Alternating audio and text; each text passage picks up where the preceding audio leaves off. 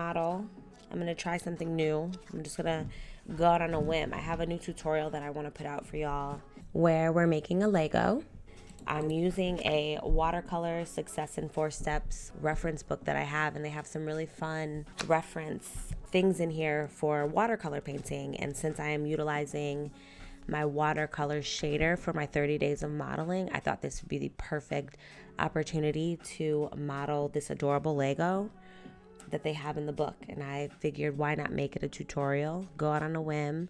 I'll edit this up to make it work, but I figured, why not make a fun little Lego piece quickly in Blender? Why not, you know? So let's do it. So that's what we're going to do today, everybody. We're just going to create a cute little Lego piece utilizing Bool Tool. So that's what we're going to be doing today. So I have my scene all set up here. I've just been focusing on getting my 30-day 3D modeling set up. So that's what you'll see here. This is kind of my scene. On the right side, I have the material preview, and on the left side, I have the solid display. So that's typically how I like to model. If I do have any references, I will put an additional window, but this is typically how I like to set up my screen for modeling. I have my camera all set up. I have my lighting all set up. So we're just going to work on an adorable little Lego piece using Bool Tool. If you don't have Bool Tool enabled, you can go to Preferences. You're going to go to your add-ons, and you'll just type in here Bool Tool, and you'll enable the Bool Tool. Mine's already enabled, so you'll enable it. Check this box here, and then you'll save your preferences, and then go ahead and close that window, and then you'll have Bool Tool. So when you shift Control B, this is your Bool Tool, and this is what'll pop up when you have the proper geometry to Boolean. I love to use this outside of the modifier because I just like the freedom that it gives you, and I've also used this in a lot of other tutorials that have been so supportive in my modeling journey. So I definitely recommend it if you are not concrete on using the Boolean and your modifiers over here. Totally your choice, but today we'll be using Bool Tool, and that's why I thought this would be a fun, quick little tutorial that we could work on. So we're gonna get into it. I'm gonna click Shift A. Actually, before I do that, let me get my screencast keys going, and then you will see anything that I'm doing is gonna be just in this bottom left-hand corner of my camera view here. So just check there if you do wanna follow along, but I'll do my best to explain exactly what I'm doing, okay? So I'm gonna click Shift A, and I'm going to select a cube, a basic cube. I'm going to tab into edit mode. I like to go straight into edit mode before I do any deforming of the mesh, just to help with just in case I forget to apply the scale. I like to do all of my editing in edit mode, but every now and again you might scale in object mode. That's perfectly fine. It's not make or break. Just remember to apply the scale. So I'm just gonna G on the Z and pull it up a little bit. I'm gonna scale it way down. Right now I have proportional editing on from a previous model I was working on, so I'm gonna click O to just turn that off. Or you can just click this here. Okay, I'm gonna S for scale, and I'm just gonna scale it way down because it doesn't have to be, it's just a cute little Lego. But we do want it large enough so that you can see it. So I'm gonna grab on the Z and just pull it down a little bit closer to the bottom of the plane. And now I'm gonna just move my camera so that I can get a little bit closer to my model here.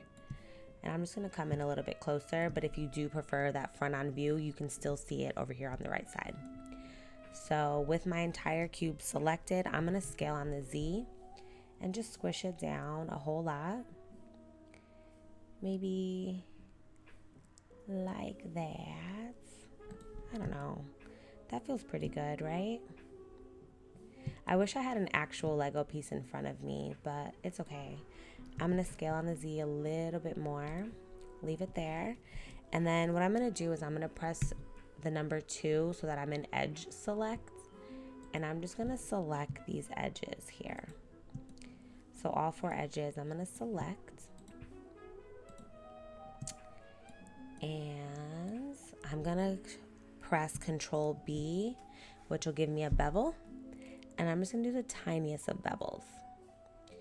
Just like that. And I'm gonna scroll my mouse wheel maybe twice, just to give it a nice little rounded edge. And we'll leave it right. Oh my goodness, you all. Look at that. Let's escape. Let's do this again. Control B. I'm just going to pull it just ever so slightly. Maybe there. And then we're going to scroll our mouse wheel maybe twice. And then click. And now it's beveled. I'm going to click escape because that's pretty good. That's essentially what we're looking for. And then, pretty simple, I'm going to tab out. We can shade smooth it, so I'm going to right click shade smooth. No, I don't want to shade smooth yet. Sometimes I don't like the way shade smooth looks. We can also shade smooth by angle, but that doesn't really do too much. So we're just going to leave it like that for now.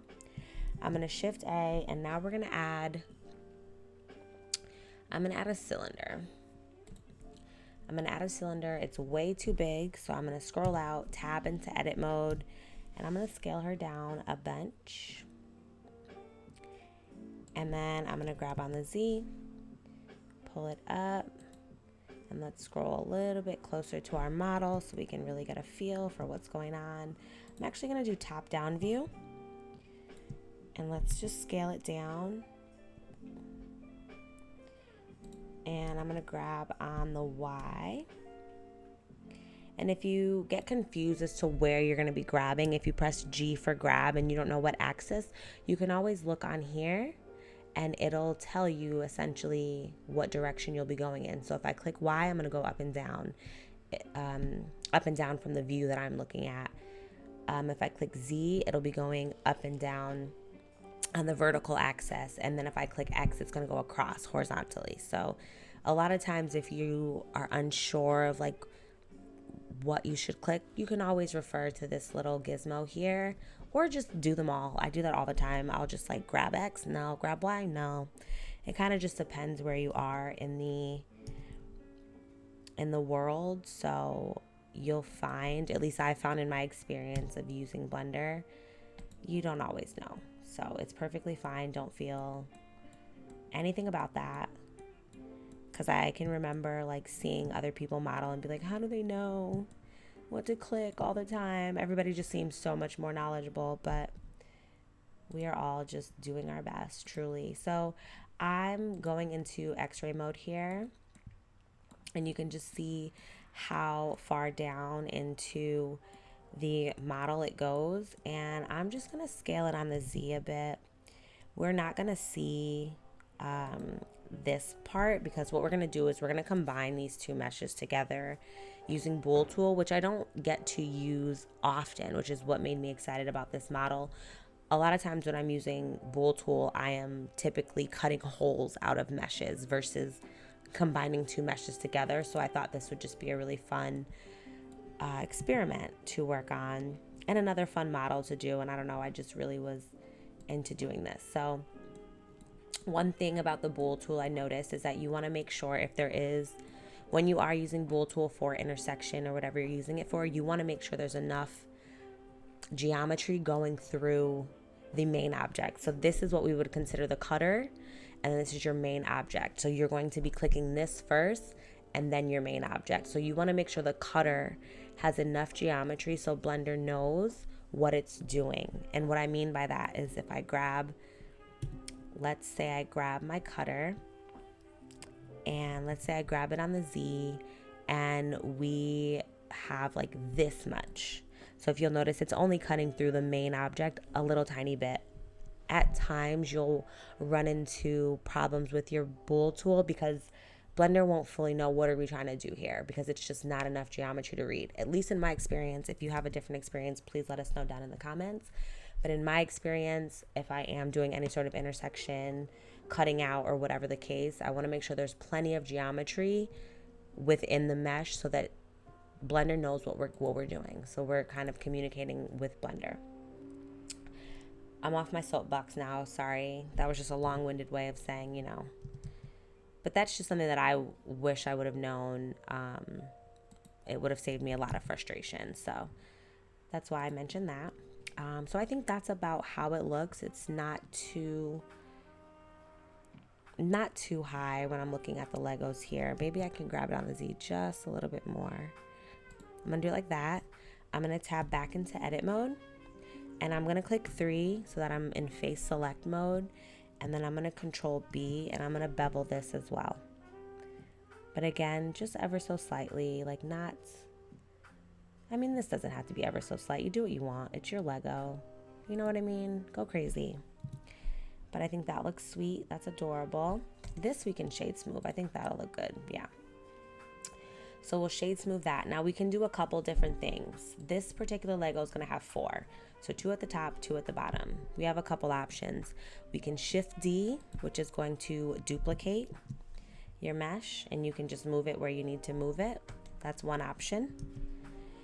We can alt D, and on my computer, it's going to be option D, which is also going to duplicate the mesh, but anything I do to the original mesh is going to happen to the duplicated mesh. Or we can do a modifier, which is the array modifier, and we can simply click how many. We would only need 2 in this instance, so we would use the array modifier twice, and then we can just simply go to the area that feels like it's in the right position. So I think we would go to about, I think actually if I grab this one here and I grab on the X and just widen it out a bit or pull it over a little bit, because as I'm looking, that is kind of closer to the edge. So then we'll go back into our array modifier and we'll just scooch this over just a little bit so that it looks a little bit more like where it should be. Let's see where 1.7 looks. So 1.65 might be the vibes, I think, for me. So you pick what works best for you. I tend to like the array modifier. You know what? It might be a little too far apart. So I'm going to go 1.5. Now let's go. Yeah, we'll go. I'm going to do that, and I'm going to grab this. And I'm going to select L so that I select all of this. So L is linked. And when you click L and you're hovering over a certain part of your mesh, it's going to select just this portion, because technically this is one item here. So selecting L allows me to specify this one here. So I'm going to grab this on the X, and I just want to pull it over just a smidge.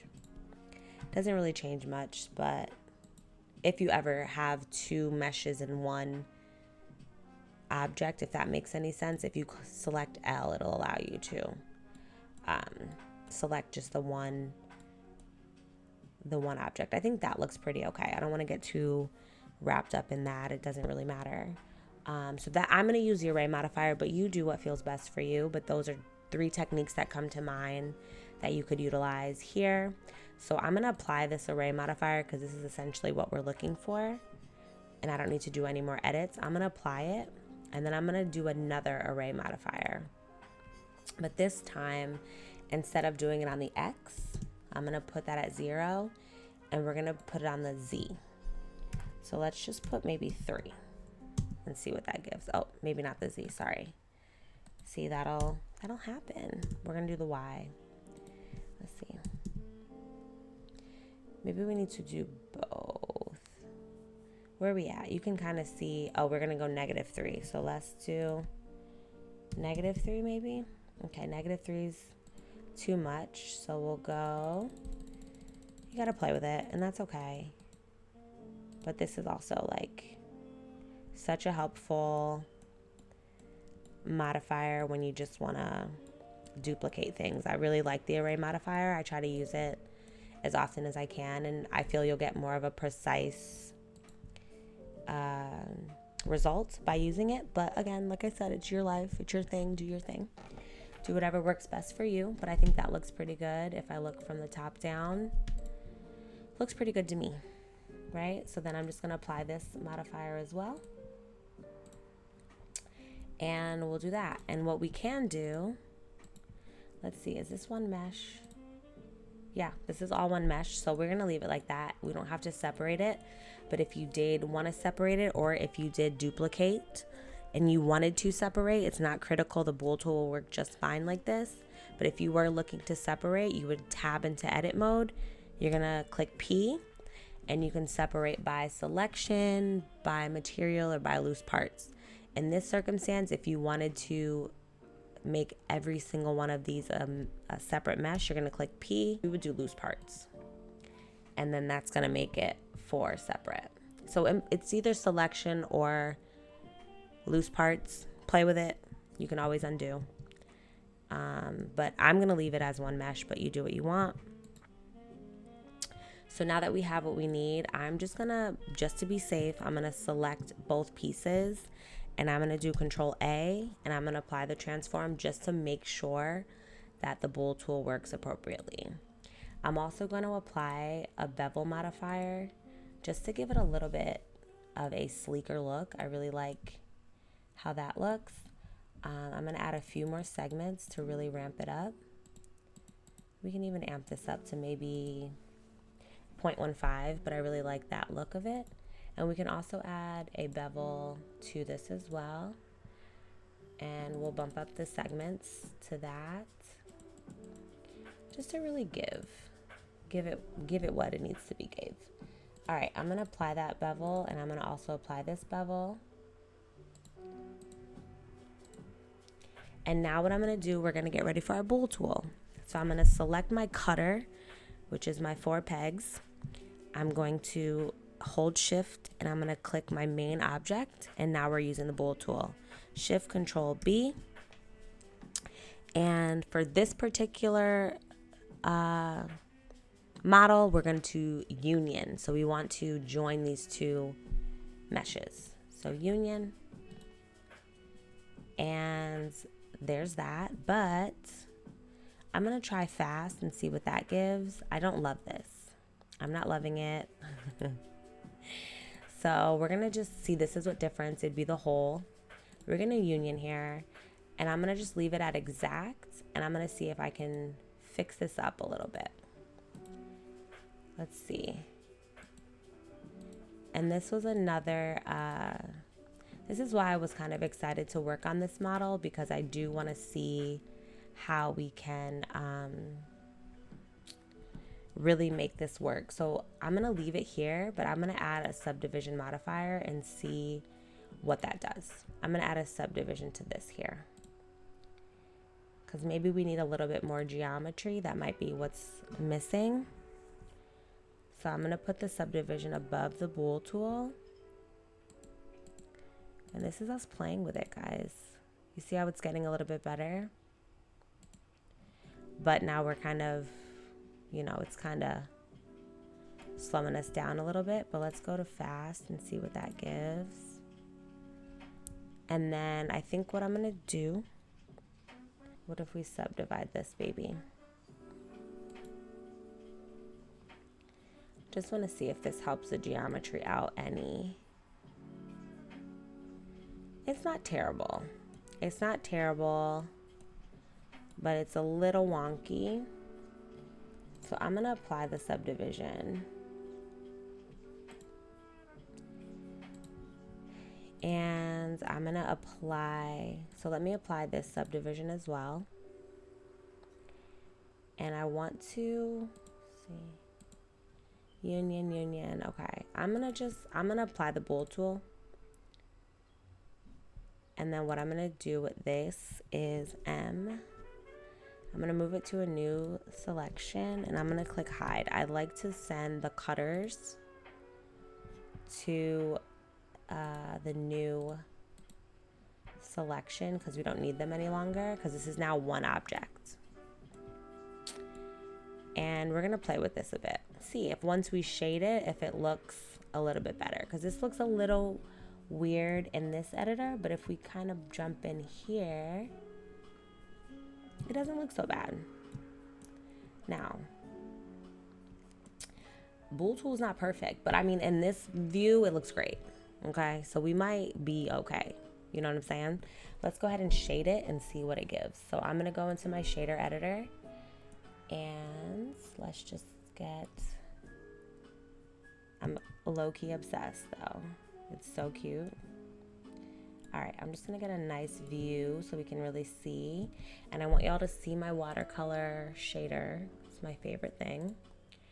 So I'm using the watercolor shader. I'm gonna create a new one and we'll name it Lego.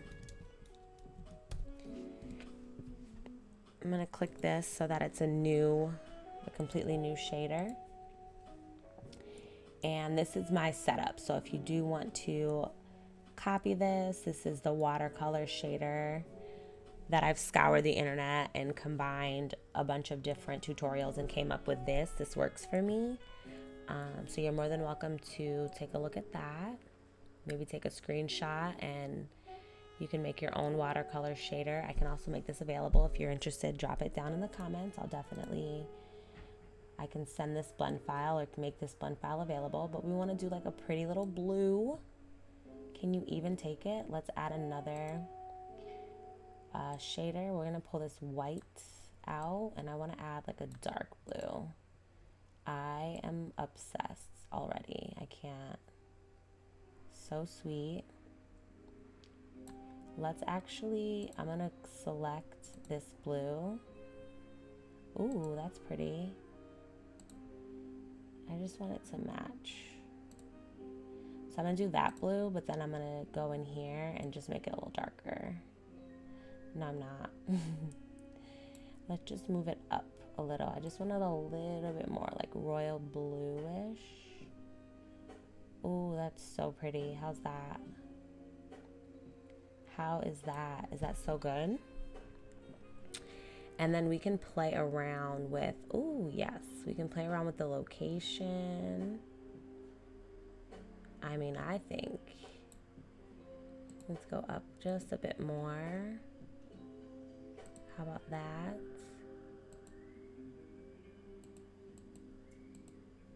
I mean, I think that's so pretty. I think that's a really pretty Lego. And what we're gonna also do to really amp up the watercolor vibes is I'm going to add like an outline. And this is a little trick that I learned because I became obsessed with adding an outline to my models that I use this watercolor shader with. So, okay, I'm sorry, let me walk you through what I did, but I added an additional material. And this material is my outline, and it's literally just material output. You create a new material, so you'll Shift A, or the material should already be there when you do a new material, and then you'll just delete the principal BSDF and just leave your material output. It's gonna make it a default black. Then what you wanna do, and I named it outline, so I've been using it over and over. Then what you wanna do is go into your modifiers. You're gonna click your mesh. I'm gonna select solidify, and that's gonna give you the option to create the outline. So you're gonna go into normals and you're gonna check flip. It's gonna flip your normals. Then you're gonna go into materials and material offset. You're gonna select 1. That's gonna utilize your second material that you have. So whatever's in that second slot is going to be your outline color.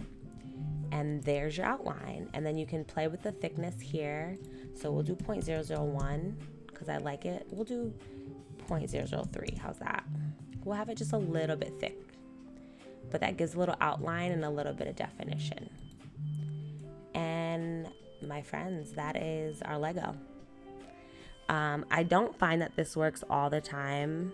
If you are just doing a basic model like this, it tends to work just fine, but I have had more complex models that I've done, like my slot machine and things like that, that didn't necessarily work for me. So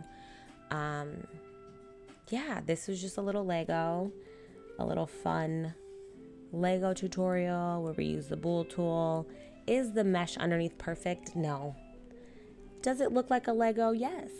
And it replicates and it looks very similar to the Lego that I have here in my in my watercolor book. So I feel good about it. I feel happy with it.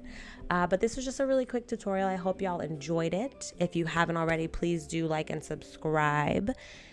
And yeah, let me know what you think about this. And if you are into these kind of short form, really quick tutorials, if you have any questions, drop them down in the comments below. We are on our road to 500. So if you haven't subscribed, I would adore you if you did. And I'm going to get out of here. I'm going to leave y'all with that. If you do find something that zens you out, calms you down, don't forget to make space for it. Thank you guys so much. I will catch you in the next one. Have a great rest of your day, evening, night, whatever it is. Bye, everybody.